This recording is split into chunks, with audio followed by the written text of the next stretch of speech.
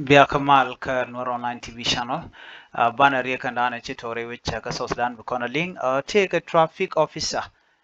Mishiro da ngap. Shiro da ngap. Shiro da nekare which ka South Sudan.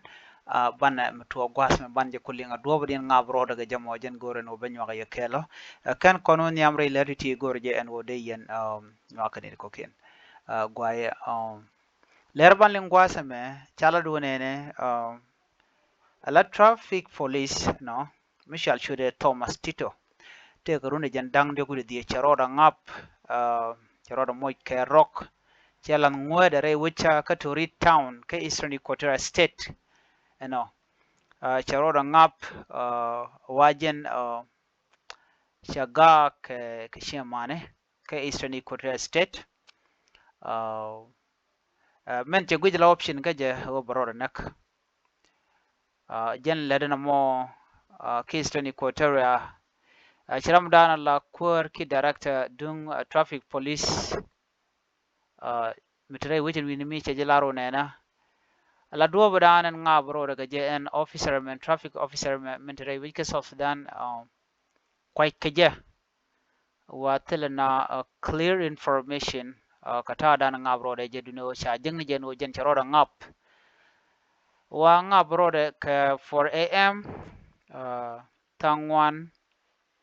am kawar no tang 1 am wuka 5 am gwada wuka run wang Thomas Tito charoda ngap nguda kan do badan en ngap roda ge sha shi man ba cha ga ti ka do badan dong de ram me da roda ngap ge awa en Tito general mi sharwach no sharwach na la bide bide en ngap roda ge jamo wa te ke right metot ke ram tor yito ke je kan shi mane ngai kona gware wucha ka South Sudan te trauma teten ngai kona shiang dan to kare wishin winimi kan lat kona lat kuma ba ke civil servant tala ka kwan tala ka yo ti jekan ka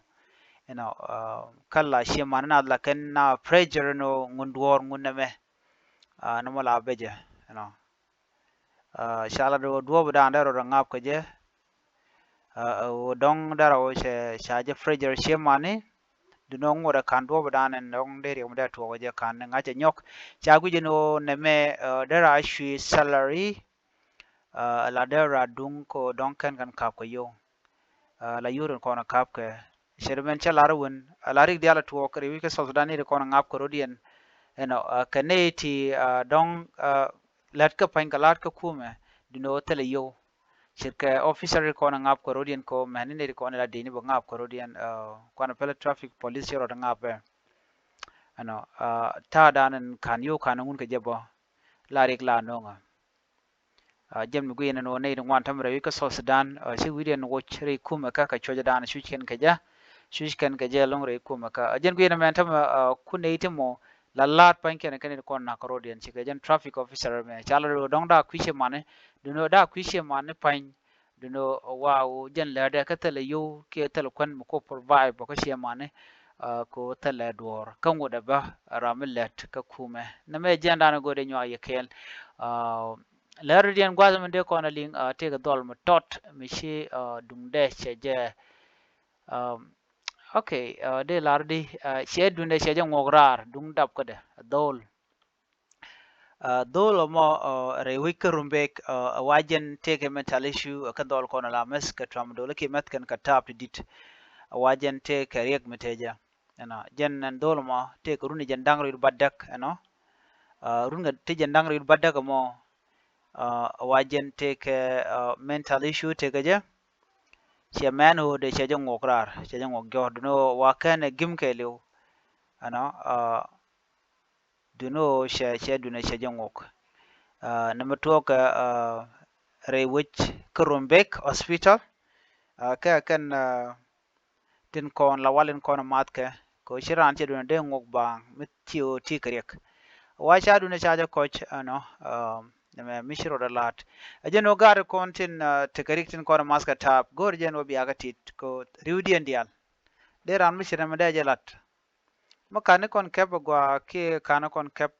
shit keminan de lan mi shanga je no ram chi yong ka yong ka kwang ke tab lo yong ka tab ko tin yong na tema kan wala kan alar no yi kot ichi ko de yong e che tene ti ka tab tin kon mat ka tab ti je tin yar ka ngin nat mi sha je no de ja yan ke kuma gwa de la gwa mi shimat ka tab tin ano no mada je lok bar tama tana la kan larai take a mental issue janta take je wi tene ka jano gula wo charo engage ka drug yo engage ke tije ci ga jan dole shi de larai che du no ngoga ne ana la dun dab ka den dole me mi shi du no ngoga ma ajeno take under ngade meridian influence to den ka kan drug the tea la doctor dan en we dungran coach kemen we jagu ko warim cha lonya long chwa shu mo kariam bo jidwel wal en reju we ni mi wa kan ro le brother bo ko dong de je tijuna ano so an jen ko take mental issue wa real reason and dire long wa jen la we kan nyal bi nyal lo ko jen already take a drunk ko ken use mi che we kan nyal bi nyal lo jene jen do bda no ngoge du na ka ja okay jene jen mi na mona jen lana on en ro dong de je ga nyal de toy ga nyal ba ken ti nyal chen nyal je so jen ki je mone dong te kari ga dan le mo ka roj mi chaje le separate interview ka do brana chaje interview ga jen dol men jene lana gorde gor ka nyal da mere ki de kwen ga nyal tel nyam je ga so che chu design yo no na me che bia jen che bia le chon jen den ba je ngograr so we mean that we the take kari no won ko cha chi man ti ga ya we the take motot so no more a mental issue dung drug ne so gore jen obia dol bi ha ka bi gwa na mala we leader mo den misran jenten shikishia mana ta kola japal ka pal jire ring ne kurun bran bana ku we echa yong echa je lele ne and all that ngai kon rik to kon gwa da na bigatin ram de lar no ram echa yong da ram motel mi she nyot ka walar kon cham ka gwai agenda na gorde nywa ye kel an biya ta kamal bye bye